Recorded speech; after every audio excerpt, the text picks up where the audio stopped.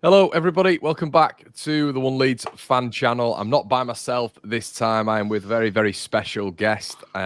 Graham, who's been on the show before, has kindly given us his time this morning out of the absolute hectic journalist world, especially in this month. Graham, how you doing, mate? You all good? Good morning. Yeah, thanks for having me back. Yeah, good. Thank you. Good man, good man. How is the Graham? I said off there that we'd have to let the viewers know about this this transfer window and the transfer windows, if we're talking on a plural level. How mental is this January transfer window going to be? Obviously, you cover more than just Leeds and other clubs in the area. You cover the whole country, really, don't you? Yeah, it's a busy one. Not expecting huge high end deals. It doesn't stop the talk about the deals. It doesn't stop. Like Chelsea being linked with stuff. United, all the big boys. It doesn't stop the gossip. And teams are talking now and looking now for the summer as well. Obviously, it just accelerates. Probably in the latter half of January, but the conversations there, the championship stuff is busy, hectic. Championship, unfortunately, where you guys are at the moment. I say for the moment, I don't think you'll be here for long. The championship's probably is the craziest one to keep abreast of. And in January, you're more just confirming stuff, and you almost don't have time to follow an awful lot because there's that much you got to try and confirm with clubs and players and agents. And a really, really busy time. But hey, makes it go quick. Yeah, 100%, mate. It makes the job exciting, doesn't it? So.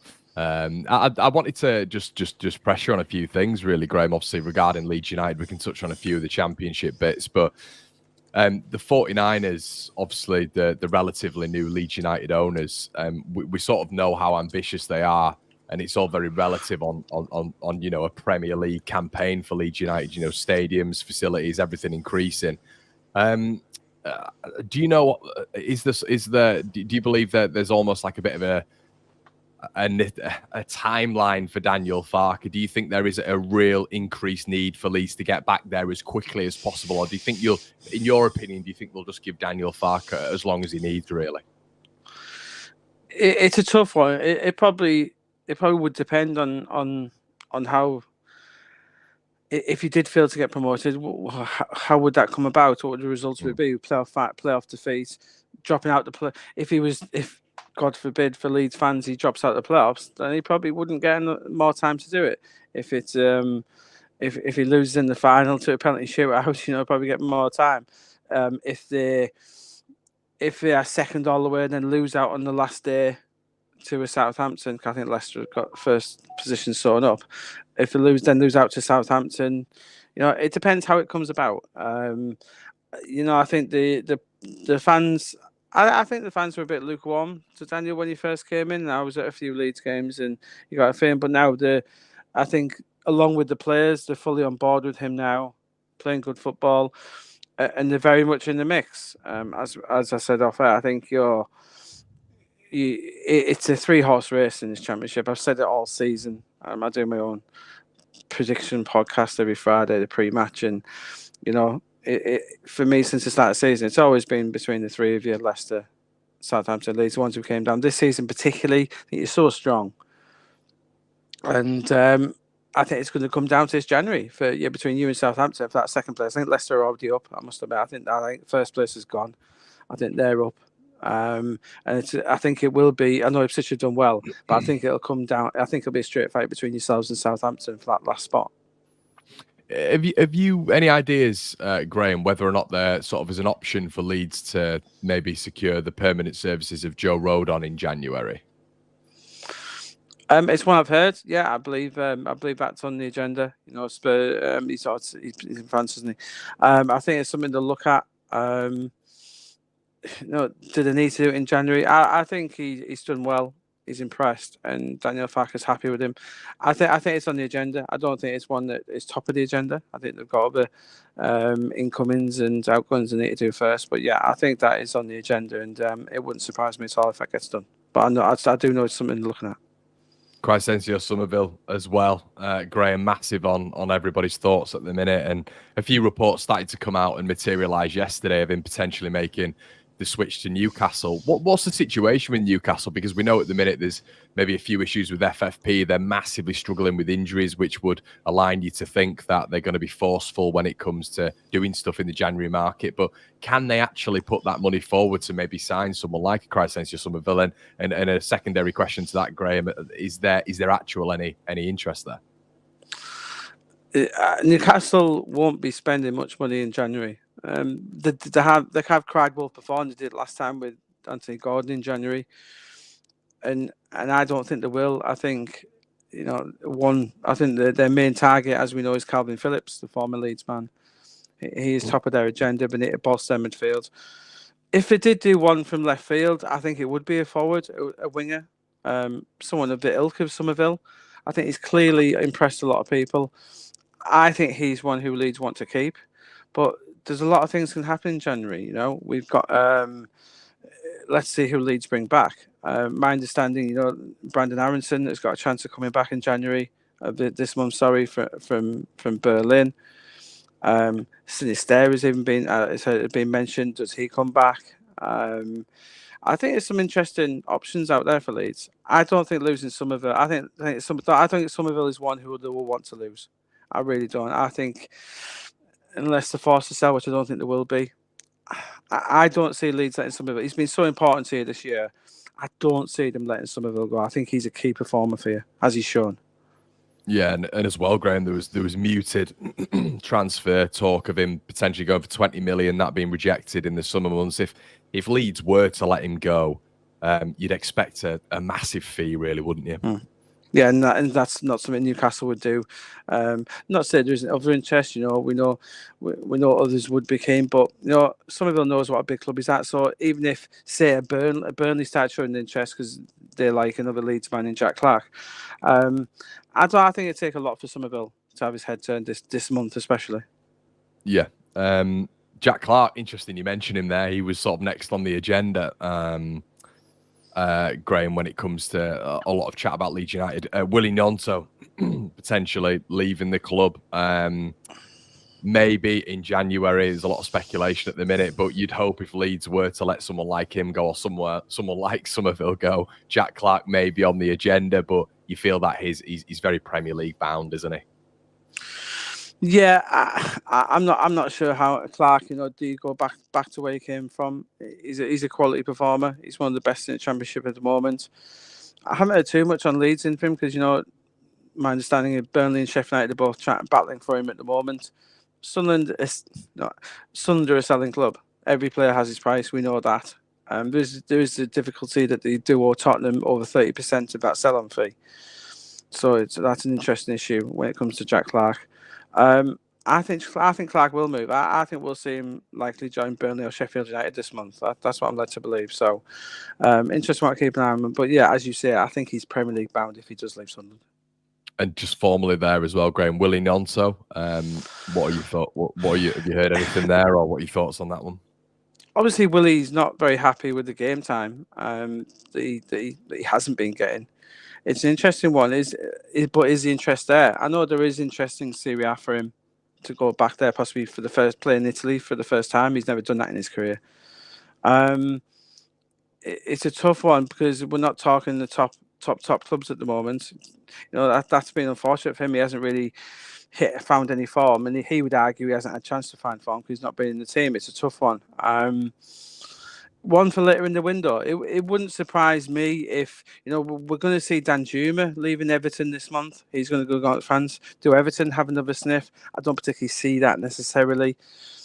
I think Gnonto would look at a move, but is the interest there? I'm not entirely sure the interest is massively there this month for him. So Leeds might end up not being fortunate because you do have to have this strong squad, and Gnonto could end up playing a big role for Leeds towards the end of the season, but. He's clearly a bit unsettled at the moment, given his game time. Would there be a thing with clubs there, Graham? From your perspective, so Leeds wouldn't let him go in the summer. Obviously, there was the fallout. He was, he essentially refused to play for Leeds, as we know.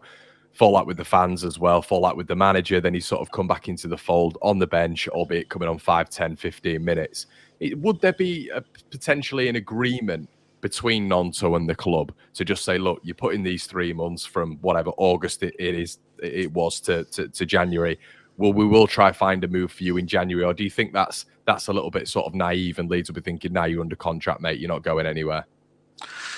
I think more the latter. I think Leeds' priority is promotion, and that's it. And if it means Willie Nonto being a bit unsettled for another 6 months, then so be it, and not just him, but other players as well. Leeds now, they got rid of a lot of players in the summer. They allowed lots to leave. They don't need to let anyone go now. And I think that's it. That's an important thing. They don't need the money. Leeds are going to spend again in January. They're going to bolster the squad. And if Daniel Farke wants to keep Nonto for the rest of the season, I think Leeds would be inclined to do so, to keep him. Josh Doig, Hellas Verona, left back. Been a lot of interest from many clubs. Rangers and Leeds are apparently in for his signature. 5.2 million has been rumoured. Have you heard anything on that, Graham? Or? He's a good player. I like Josh Doig a lot. I think obviously clearly full backs are an area that Leeds have been looking at. Both sides. A left back is someone they want. I haven't heard him particularly for Leeds. Josh Doig, I know he's an interest. It wouldn't surprise me.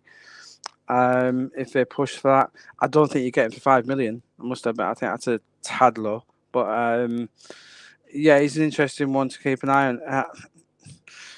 I keep hearing Charlie Taylor's name in terms of some people coming back. I know he's a player who Leeds fans, I think they're a bit indifferent about. He left quite early, didn't he? But I think we will see a left back in. So yeah, Doig I think will be a tough one for Leeds to get done this month, but never say never. I like him as a player. I think it's an attractive option for them.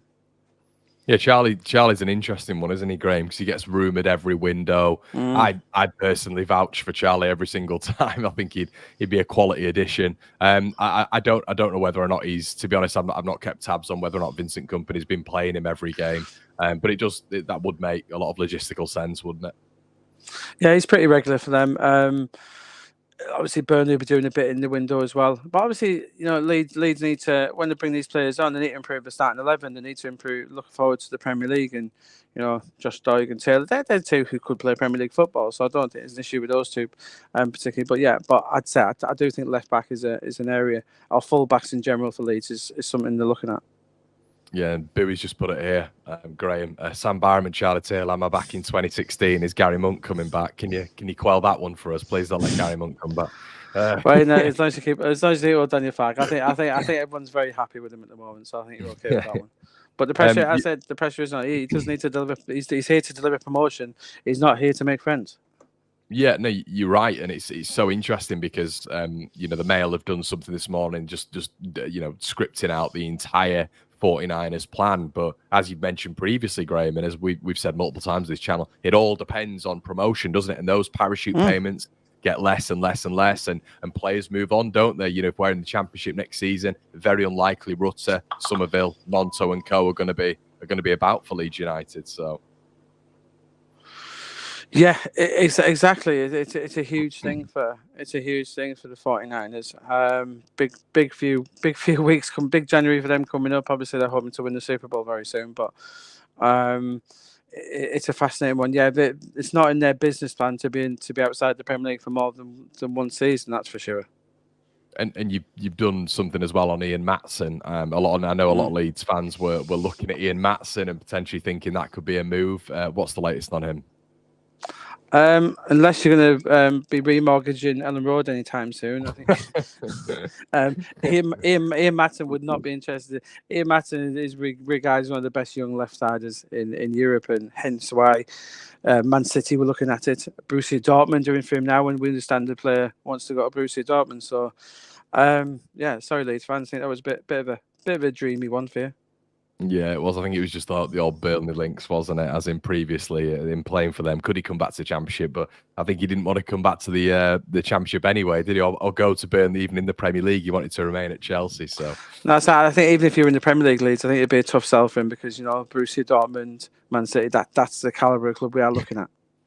Yeah, definitely. Finn Azaz as well. Obviously moving to Middlesbrough, cancelling his loan. Obviously he was at Plymouth from Aston Villa.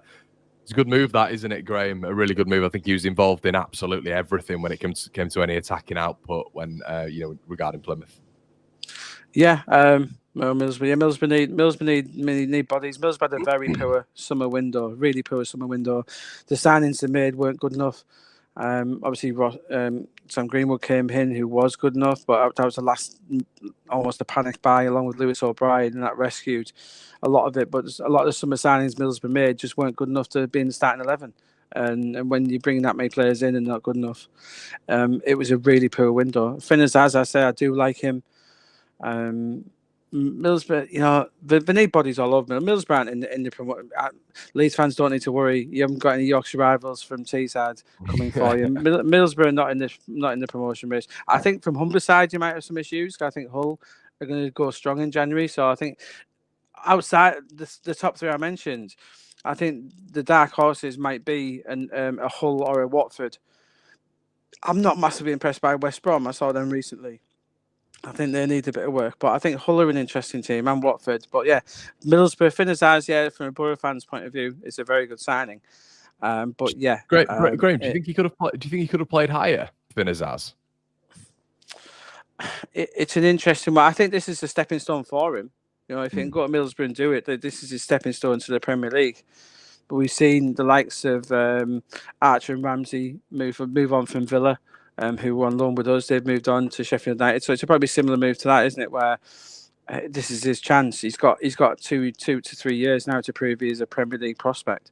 And we'll see what happens for him at Middlesbrough. But yeah, I'm excited by him. He's a good player. I think he's done it at Plymouth. So I think Middlesbrough's just about his level now. I don't think he was quite good enough for for a Leicester, Southampton, Leeds. I don't think he was quite up to that. And we saw it was between Bristol City and Middlesbrough, wasn't it? So I think that's about right at the moment for his level, and see where he kicks on. Hopefully he will. Leeds have been rumoured to be getting, Angus Kinnear murmured 2 loan signings, but for me, Graham, there needs to probably be a little bit more surgery than that. Do you see them not only acquiring loans this window, of which you can give your opinion on whether or not you think that Leeds are doing that? Do you think they will splash the cash, and do you know of anything with regards to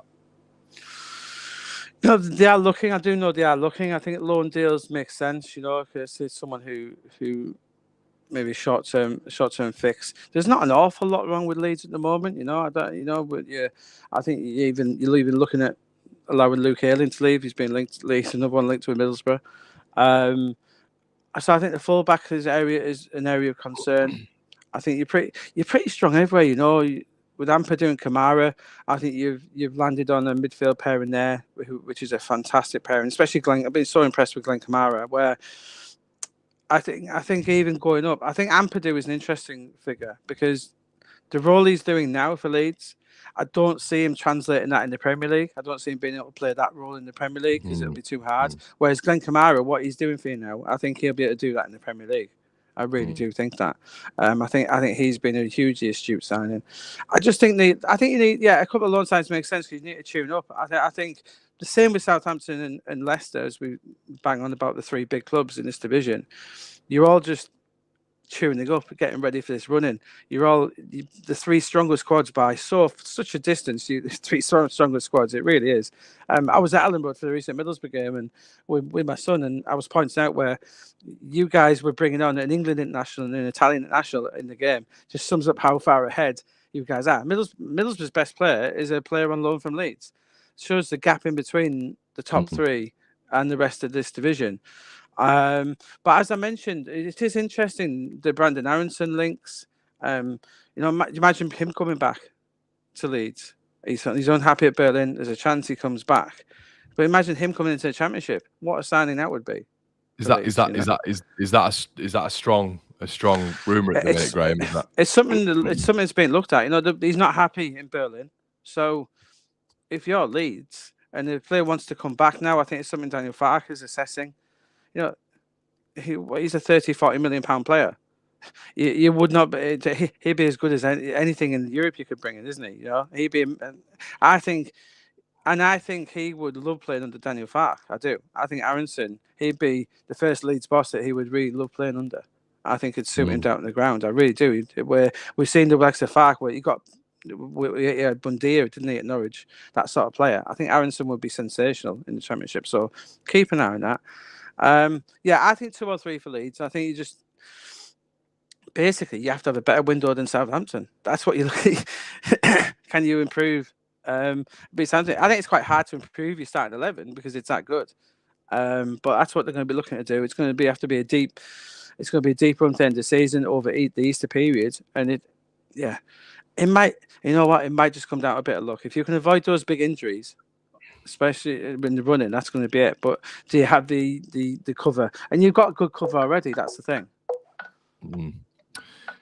Yeah, and finally, Graham, I know you're in a little bit of a rush there, mate. When it comes to Luke Ayling and Liam Cooper, are you expecting that pairing to move on in January, or are you thinking to yourself that they may not get done? I know there's been a lot of interest with Cooper by Stoke City, Ayling with Middlesbrough. What are your thoughts there? Yeah, it's a tough one because, you know, in terms of scores, obviously you don't want players kicking their heels on the bench. Luke Ayling, you know, he's going to give you 100% every time. Could he provide? Would he stand in and be? You know, I think you should keep Ayling personally. I think it'd be a vital standing for you, play left and right. But obviously the club know better. There is, I believe, there is interest in there from Middlesbrough. Middlesbrough desperate for covering defence. Liam Cooper again. Yeah, you can probably afford to let him go. I think, you know. Cresswell as well needs to step up, doesn't he, at some point? Yeah, he needs to be given that chance, Charlie, doesn't he? You know, he's a very confident young man. Thinks he's good enough. He needs to prove it. So, if letting Liam Cooper goes releases Cresswell, I think that's an option they will look at. So yeah, I can see Cooper going. Ayling. Yeah, I think Ayling will depend on what fullback cover you get in as well. I don't think you simply let Luke Ayling go without bringing in another fullback as well. So I think if you brought another fullback in, then I can see Ayling going possibly. And finally, anything on Joe Gelhardt leaving this window? Yeah, what I'm talking about, Joe Gelhardt, obviously he comes with a substantial wage packet, Joe Gelhardt. He really is well paid for this level, and that's an issue Leeds have got. You know, again, do we see him getting? I just don't see a place for him. You know, guys, there's no place for him there. I think we could see him go on loan. It's very hard to see him going permanently because I say he's on a very big deal at this level, Championship level. Teams could afford a fee, but then they couldn't afford his wages as well. A loan is possible towards the end of the window. Again, I think it'll depend on what Leeds bring in. And at this moment in time, I don't think you would let him go, but I think one loan signing and he could very well be made available.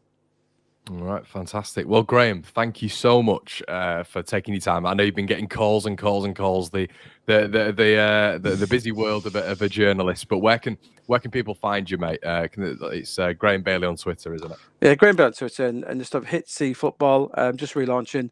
Lots of stuff on there, Leeds stuff as well. So please check it out. But it's all on the Twitter. And thanks for having me. And anytime.